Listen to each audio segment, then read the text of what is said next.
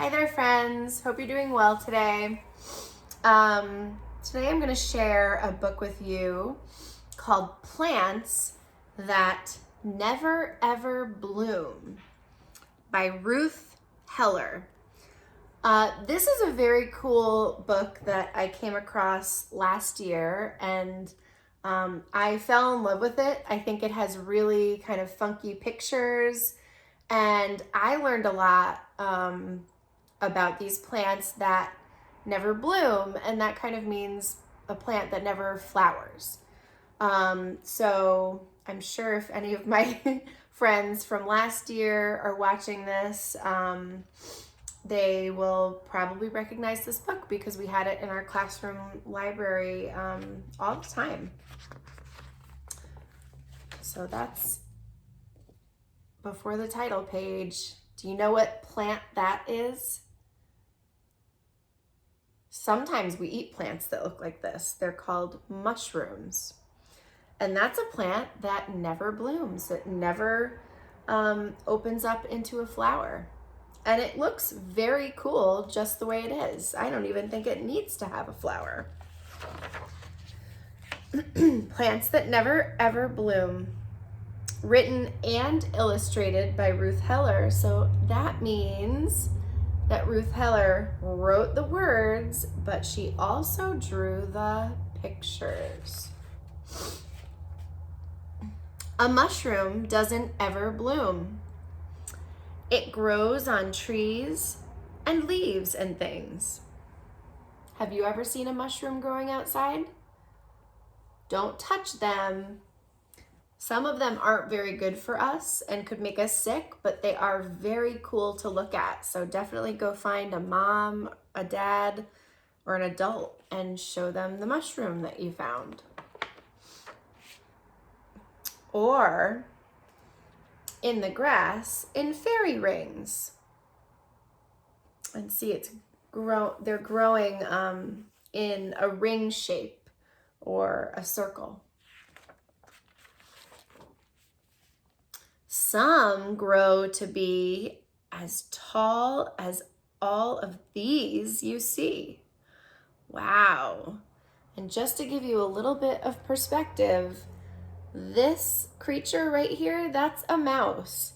So that means all of these mushrooms are much larger than this mouse. And some look rather strange to me. Ooh, wow, I like this one. It's sort of a teal green and it's very ruffly and wavy. That one too there is very cool looking. Has like a bunch of veins coming down the side, or gills, I think that's maybe the word for it. And also these look very cool. They almost look like plants that grow underwater. These glow at night. We don't know why. Mushrooms all are called fungi. There's an owl sitting on top of that log, which is where the mushrooms are growing from. Seaweed doesn't ever bloom. Some is green and often seen close to the shore. Have you ever seen seaweed wash up on the beach?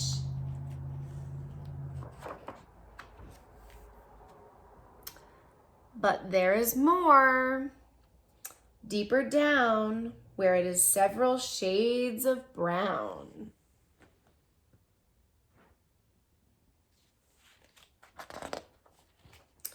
In the Pacific and Atlantic, those are two oceans on either side of the United States. We live near the Atlantic Ocean. Seaweed grows to be gigantic.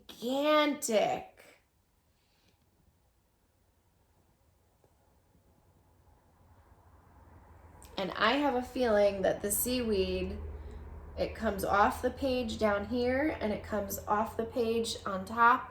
I think it grows way down deep towards the bottom of the ocean and grows very tall up towards the top of the ocean. This mass has broken free and floats in the Sargasso Sea, where grumpy-looking fish reside, and other creatures like to hide. Do you see the grumpy fish on this page? And can you see a creature hiding on this page? I think this creature is camouflaging.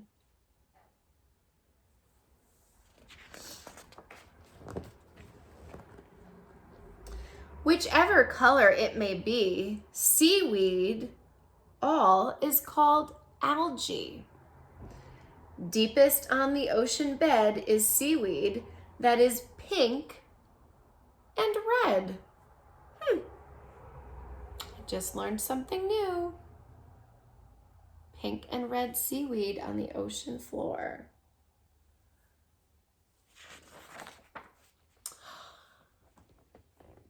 I always see these near my house. They grow on the rocks and the trees. Lichen never ever blooms. It lives on logs and trees and rocks, and sometimes grows on little stalks. And it looks like some of those snails might be checking out the lichens, maybe wanting to eat them. And I know another animal that lives near my house, deer. They really like to eat lichen in the winter when there aren't that many food, like when there aren't many other foods around. Lush moss that clings to trees. Can you see the moss? The green moss? And liverworts like these that grow beside a stream are green, but not a flower can be seen, right? These are all plants that do not bloom into flowers. Ferns. Have you ever seen a fern growing outside? I have some of these in the side yard on my house, and that's on the north side of my house, and there is not a lot of sun over there. It's very shady. So we get quite a few ferns growing over there. From fiddleheads unfurl. So these ferns that you see on this page, when they start out, they're called fiddleheads, which are sort of a tight curl or spiral. Can you see those spirals? And then slowly, as the plant grows, the leaves or the ferns open up from these tightly packed spirals. And some of these are actually safe to eat. You can eat fiddlehead ferns, and they're actually pretty tasty. Their cousins are the horsetails. Ooh, I wonder why that plant is called a horsetail. And this creeping evergreen, and not on any one of these are flowers ever seen. 200 million years ago, ferns were rather small. Their cousins, on the other hand, grew very, very tall. Wow. So I think you know this is from very long ago, because that is a picture of a dinosaur.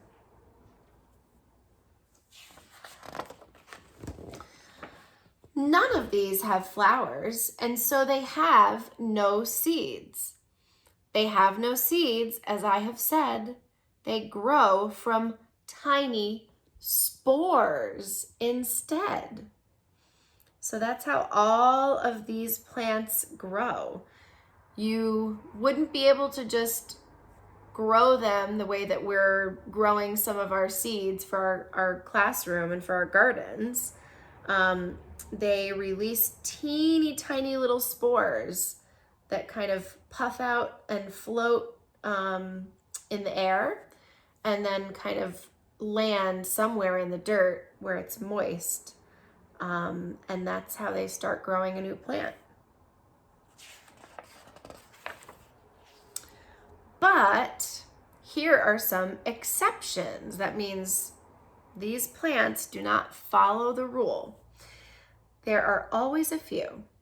Like all the rest, they never bloom, but from a seed, they grew. So these plants grew from seed.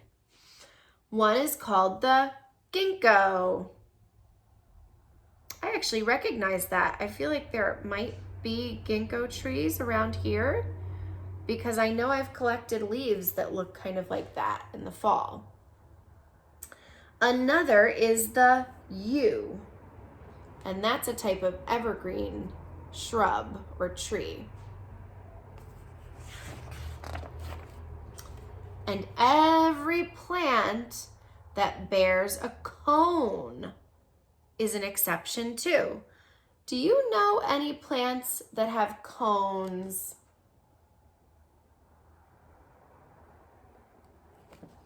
I can think of at least a couple plants on our playground at school that have cones.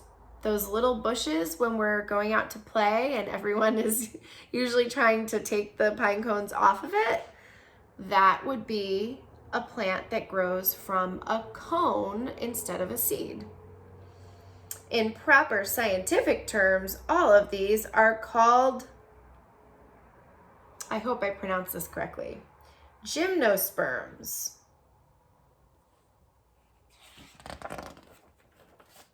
And then there's our mushroom for the last illustration of the book.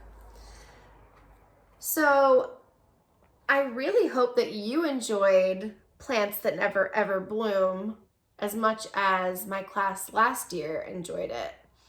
I'm going to be reading some more books and recording them, and I will be posting them on Google Classroom under Read Alouds. And I may also put some of our plant books under the science section, just so when you're looking around on Google Classroom, you might come across it if you're looking for something about science or for a read aloud.